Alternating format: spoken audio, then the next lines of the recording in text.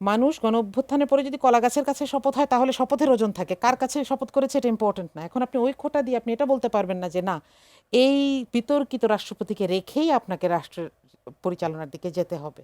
এটা এগুলো লেইম যুগ। ভেকেন্সিগুলো কিভাবে আমরা দূর করব পরবর্তীতে আলোচনায় আসে নাই। তাহলে যেটা তিনি তখন উত্থাপন করেন সেই সমস্যা এখন কিভাবে এত বড় হয়েছে? কামাল যেটা বলছেন যে শেষ পর্যন্ত আসলে জোর যার মুলুক তার মানে সেই দিকেই যাচ্ছে সংবিধান সংস্কার কিংবা এই যে সংবিধান সংস্কার পরিষদ বাস্তবায়ন সবকিছু নিয়ে। আপনার কাছে কি মনে হচ্ছে যে আসলে এটা কি ঝুলে গেল? আজকে কিন্তু শেষ দিন ছিল সংবিধান সংস্কার পরিষদ গঠনের, 30 দিনের নির্বাচন, 30 দিনের মধ্যে গঠন করার কথা ছিল, আজকে শেষ দিন ছিল, হলো না, মানে কি এটা ঝুলে গেল? আমরা ওই জায়গাটায় আসলে যেতে চাই না, ভাবতে চাই না, কারণ আমরা 24-এ এত বেশি পে করেছি, আমাদের এখন আর সামর্থ্য নাই। আমি জানি যে এখনও যদি কেউ রাজপথে ডাকে তাহলেও কিন্তু আমাদের ছেলেরাই আসবে। এখনও যদি গুলি চলে আমাদের ছেলেরা গায়ে গুলিও নেবে, এমনও ছেলে আছে।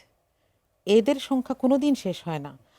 মায়েরা প্রতিদিন এদেরকে জন্ম দিচ্ছেন, প্রতিদিন এদেরকে বড় করছেন, এরা প্রতিদিন 18তে প্রবেশ করছে, তাই না? এখন কখন মানুষকে লিগ্যাল জায়গা ছেড়ে বলতে হয় যে আমরা রাজপথে যাব, এটা কিন্তু এখন বিরোধী দলের অনেক বড় একটা দোষ। যে কথায় কথায় আপনারা রাজপথে যান কেন? আপনারা সংসদ শুরু হওয়ার আগেই রাজপথে গেলেন, কিন্তু রাজপথে মানুষ কখন যায়? একটা অনাস্থার পরিবেশ থেকে যায়। অনাস্থার পরিবেশটা যার সৃষ্টি করা তাকে এটার দায়িত্ব নিতে হবে।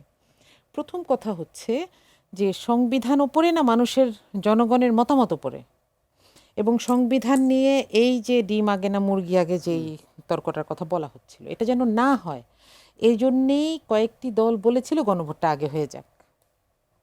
বিএনপি একমাত্র রাজি হয় নাই, এবং বলা যায় তখন থেকেই আমরা জোর খাটানোর ব্যাপারটা দেখছি। দেখা গেল একই দিনে হলো গণভোট, কিন্তু অলরেডি এই সরকারটাকে এই ম্যান্ডেটটা দেয়। তাদেরকে সংবিধানের দিকে ফিরে তাকানোর দরকার নাই, কারণ সব সময় সংবিধান মানুষের জন্য এবং মানুষের মতামত সংবিধানের উপরে। এটা আগের 3টা গণভোটের কথা চিন্তা করেন, এই গণভোটের জোরেই সংবিধান বদলানোর ইখতিয়ার এই সরকারের আছে।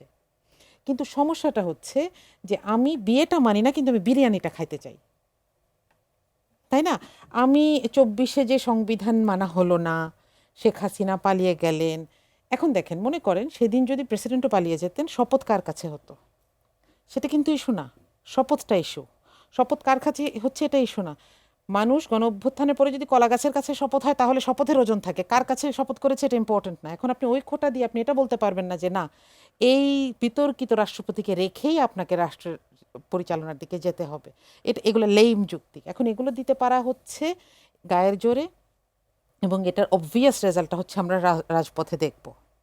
আচ্ছা, কিন্তু কেউই এটা কিন্তু চাচ্ছে না। এটা বারবার বলা হচ্ছে, দেখেন কেউ যদি বিনা কারণে রাজপথে যেতেই চায় সে এত বলে কয়ে যায় না, কিন্তু এখানে বলে কয়ে যাওয়া হচ্ছে যে এখনও সতর্ক হন। আপনি যেটা বলছিলেন যে আজকে এই জায়গাটা শেষ হয়ে গেছে, একটা মেয়াদ শেষ হয়ে গেছে, এটা করতে হবে।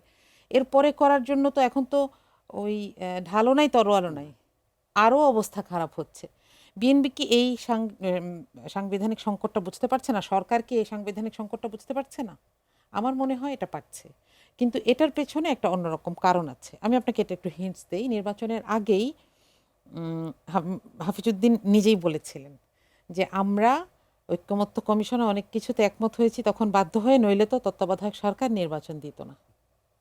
মানে তাদের দরকার ছিল নির্বাচনটা হওয়া, নির্বাচনে জনপ্রতিনিধি আসা, এবং ওই যে একটা একটা সংস্কৃতি, এই যে লুটপাটের সংস্কৃতি, এটা কিন্তু শুরু হয়ে গেছে। আপনি আজকেও দেখবেন ঠাকুরগাঁয়ে হয়েছে লুটপাট, গতকালের কথা এটা, ঠাকুরগাঁয়ে লুটপাট হয়েছে। লুটপাট মানে কি? নিয়োগের পছন্দ না হওয়ায় সরকারি দলীয় কাগজ নিয়ে চলে জি গেছে। কাগজ নিয়ে চলে গেছে। হ্যাঁ, এরপরে যেই জায়গায় নিজেদের প্রার্থী নাই সেই জায়গায় ফ্যামিলি কার্ডের কোনো আভাস নাই। এখন বিরোধী দলীয় এমপিকে চেয়ে বেড়াতে হবে, তাই না? তো আপনি যদি নিজের পলিসিতেই ঠিক থাকতে না পারেন তাহলে তো আপনাকে এখন বুঝতে হবে যে উদ্দেশ্যটা আসলে কি ছিল। এই বিতর্কগুলোর কথা কি সালাউদ্দিন সাহেব ঐক্যমত্য কমিশনে বলেছিলেন যে এই এই ভেকেন্সিগুলো কিভাবে আমরা দূর করব পরবর্তীতে? আলোচনায় আসে নাই। তাহলে যেটা তিনি তখন উত্থাপন করেন সেই সমস্যা এখন কিভাবে এত বড় হয়ে যায়?